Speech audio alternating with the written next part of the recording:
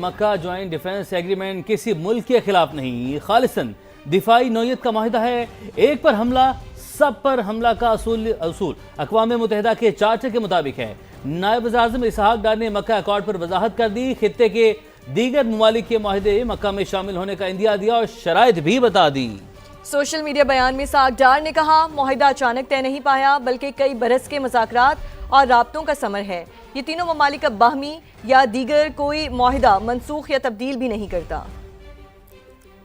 سعودی عرب، پاکستان اور ترکیہ کا معاہدہ مکہ کسی ملک کے خلاف نہیں بلکہ خالصاً دفاعی نوعیت کا ہے۔ بنیادی اصولوں کی پاسداری کرنے والا خطے کا ہر ملک اس معاہدے میں شامل ہو سکتا ہے۔ نائب وزیر اعظم اور وزیر خارجہ اسحاق ڈار کا بڑا بیان، کہا معاہدہ مکہ ہر اس ملک کے لیے بھی کھلا ہے جو باہمی احترام اور پرامن ذرائع سے اختلافات حل کرنے پر آمادہ ہو۔ اسحاق ڈار نے اپنے بیان میں کہا کہ 7 اگست کو ہونے والا معاہدہ مکہ کوئی اچانک پیش رفت نہیں بلکہ کئی سال کے مسلسل رابطوں اور مذاکرات کا نتیجہ ہے۔ اس پیش رفت سے تینوں ممالک کے باہمی یا عالمی معاہدے منسوخ یا تبدیل نہیں ہوں گے۔ کسی ایک پر بیرونی مسلح حملہ، تینوں پر حملہ تصور کرنے کا معاہدہ تینوں ممالک کی قیادت اور عوام کے تعلقات کی گہرائی کا عکاس قرار۔ اسحاق ڈار نے کہا، معاہدے کا مقصد امن و سلامتی کے چیلنجز سے نمٹنے کے لیے اسٹریٹجک تعاون مضبوط بنانا اور استحکام و خوشحالی کا فروغ ہے، کسی ملک کو نشانہ بنانا مقصد نہیں۔ نائب وزیر اعظم اور وزیر خارجہ کے مطابق معاہدہ مکہ اقوام متحدہ چارٹر کے آرٹیکل 51 کے تحت دفاع کے فطری حق کے مطابق اور پاکستان کی خارجہ پالیسی کے بنیادی اصولوں سے ہم آہنگ ہے۔ پاکستان پائیدار امن و استحکام اور تمام تنازعات کے پرامن حل کے لیے تعاون کے عزم پر قائم ہے۔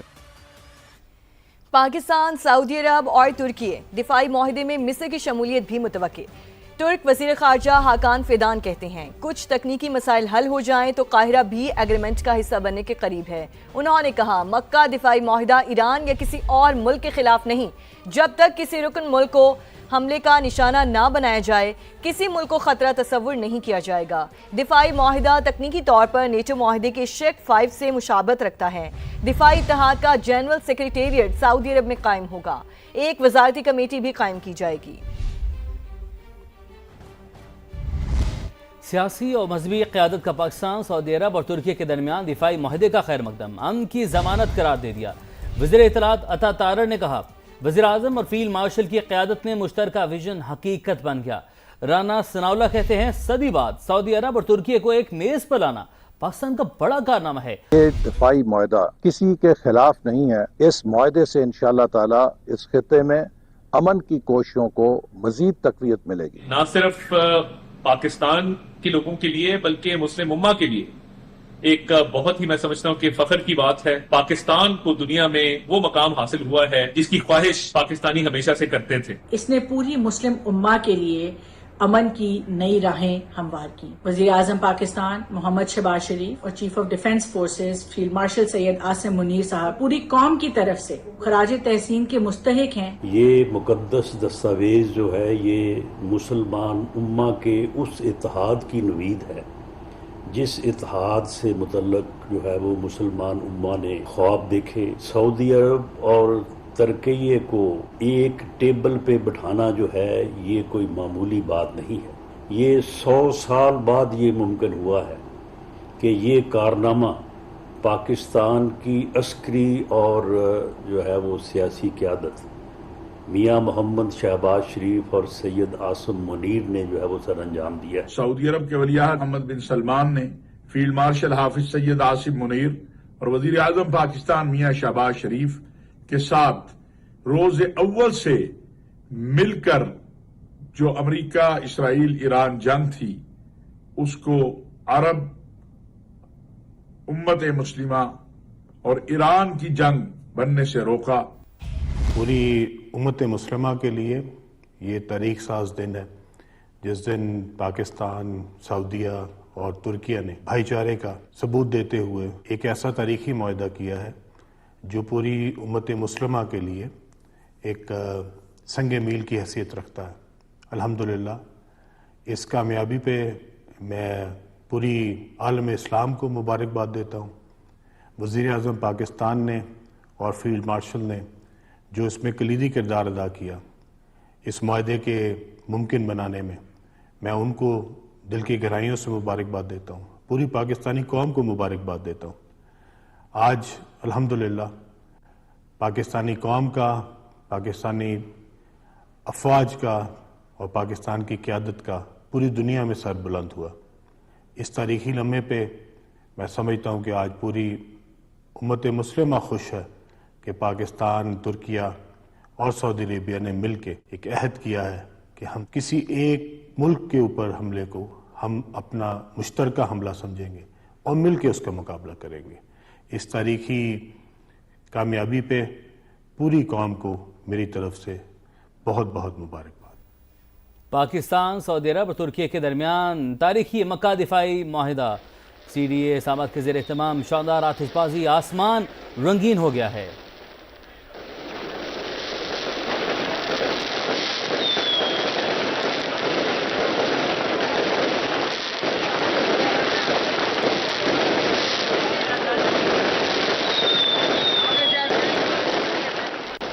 आगे बढ़े और आपको बताएं, मीर रजा केस में नया मोड़। कब्र कुशायर पोस्टमार्टम रिपोर्ट के बाद तफ्तीश का रुख बदल दिया। अगवा के मुकदमे में कत्ल की दफ़ा 302 शामिल। केस की तफ्तीश के लिए बनाई गई तहकीकाती टीम भी तब्दील। DIG आमिर फारूकी की सरबराही में 5 रुकनी नई टीम का पहला इजलास कल होगा। दूसरे पोस्टमार्टम रिपोर्ट में सच सामने आ गया। मीर रजा को गोली पीछे से लगी, जिस्म पर तशद्दुद के निशानात पाए गए। सिंध असम्बली की कायमा कमेटी बराए दाखिला की चेयरपर्सन फरियाल तालपुर ने वाक़े का नोटिस ले लिया। वज़ीर आला सिंध को वाक़े की गैर जानिबदाराना तहकीकात के लिए जुडिशल कमीशन तश्कील देने की सिफारिश कर दी। नवीद कमाल की रिपोर्ट।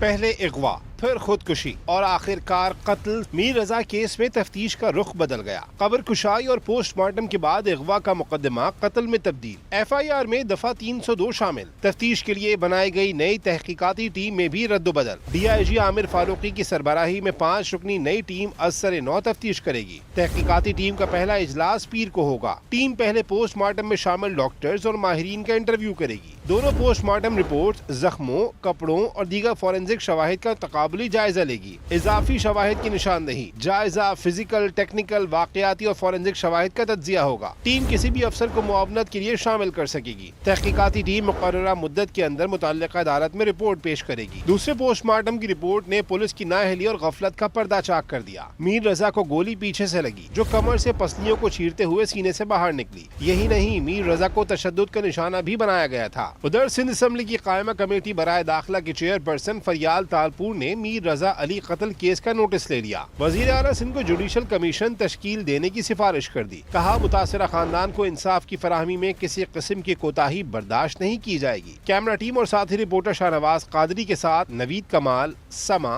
कराची। सिंध हुकूमत का मीर रजा केस की तहकीकात हाई कोर्ट के जजेस से करवाने का फैसला। वज़ीर दाखिला सिंध ज़ियाउल हसन निजार कहते हैं, आज मीर रजा केस से मुतालिक वज़ीर आला सिंध मुआद अली शाह से मुलाकात की।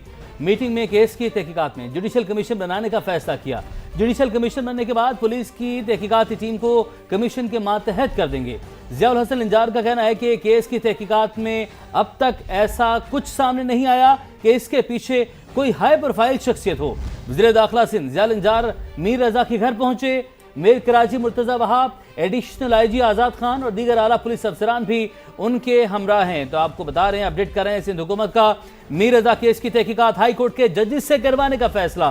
वज़ीर दाखिला सिंध ज़ियाउल हसन निजार का कहना है कि आज मीर रजा केस से मुतालिक वज़ीर आला सिंध मुराद अली शाह से मुलाकात की है। मीटिंग में केस की तहकीकात में जुडिशल कमीशन बनाने का फैसला किया।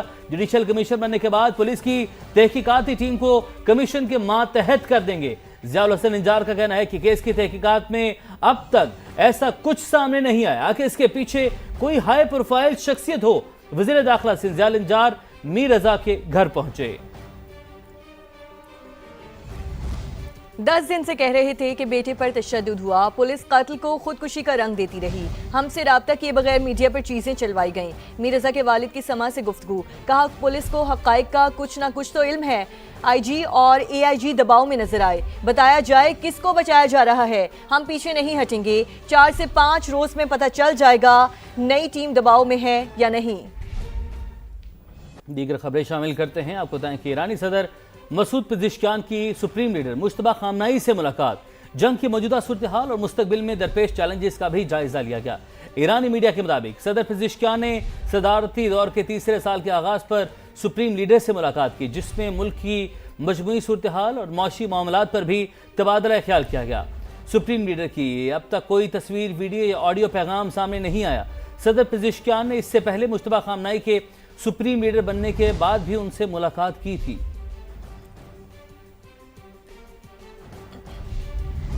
وائٹ ہاؤس میں ایٹمی معاہدے کے بغیر ہی ایران جنگ کا خاتمہ زیر غور تھا، امریکی اخبار وال اسٹریٹ جرنل کا دعویٰ۔ رپورٹ کے مطابق امریکی صدر چاہتے تھے آبنہ ہرمز کھلنے پر فتح کا اعلان کر کے جنگ ختم کر دی جائے۔ انہوں نے اپنے مشیروں سے بھی اس حوالے سے بات کی تھی۔ آبنہ ہرمز کھولنے کے لیے نئی ایرانی شرائط نے ٹرمپ کے لیے پلان پر عمل درآمد مشکل بنا دیا۔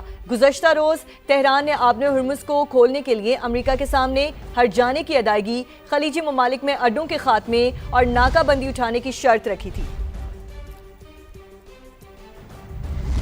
امریکہ جب تک مفاہمتی یادداشت کی خلاف ورزیاں بند نہیں کرتا مذاکرات شروع نہیں ہو سکتے۔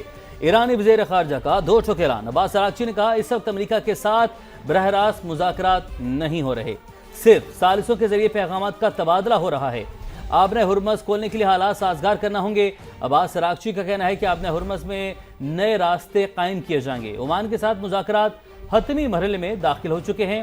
ایران تمام تر دباؤ کے باوجود مزاحمت کے لیے پرعزم ہے۔ شہداء کے خون کو فراموش یا نظر انداز نہیں ہونے دیں گے، بھولیں گے اور نہ معاف کریں گے۔ شہید رہبر اعلیٰ کے مشن کو ہمیشہ جاری رکھیں گے۔ اسرائیلی وزیر اعظم نیتن یاہو کی ہٹ دھرمی وعدوں سے پیچھے ہٹ گیا۔ امریکی صدر ٹرمپ کا غزہ پیس پلان مسترد کر دیا۔ غزہ کے مقبوضہ علاقوں سے انخلا سے انکار کر دیا۔ کہا جب تک میں وزیر اعظم ہوں کوئی آزاد فلسطینی ریاست نہیں بنے گی۔ حماس ترجمان کا نیتن یاہو کے بیان پر شدید رد عمل۔ کہا نیتن یاہو غزہ سے انخلا اور فلسطینی ریاست کے قیام دونوں سے پیچھے ہٹ رہا ہے۔ معاہدے کے تمام مراحل اور ذمہ داریوں پر عمل درآمد ہماری ترجیح ہے۔ معاہدے پر عمل درآمد کے لیے واضح ٹائم لائن دی جائے۔ ایک اور اہم معاملہ۔ اور پاکستان نے افغان طالبان کا ہتھیاروں کی مبینہ اسمگلنگ کا دعویٰ سختی سے مسترد کر دیا۔ وزارت اطلاعات نے واضح کیا کہ الزام سراسر بے بنیاد حقائق کے منافی ہے۔ افغانستان میں دہشت گرد گروہ اب بھی مکمل آزادی سے کارروائیاں کر رہے ہیں۔ طالبان حکومت اصل مسئلے سے عالمی توجہ ہٹانے کے بجائے افغان سرزمین کا پاکستان کے خلاف استعمال روکے۔ اسلام آباد سے رپورٹ دیکھیے۔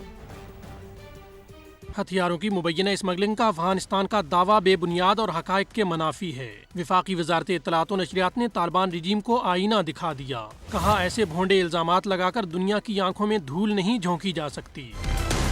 وزارت اطلاعات نے واضح کیا کہ افغانستان میں امریکی اور اتحادی افواج کے چھوڑے ہوئے 7 ارب 20 کروڑ ڈالر کے جدید ہتھیار اور فوجی سامان پہلے سے موجود ہے۔ کئی دہائیوں سے جمع سوویت دور کے ہتھیاروں کے بڑے ذخائر بھی افغانستان میں ہیں۔ ایسے ہتھیاروں کو پاکستان سے منسوب کرنا افغانستان میں دہشت گردوں کی سرگرمیوں کو پس پشت ڈالتے ہوئے عالمی توجہ ہٹانے کی کوشش ہے۔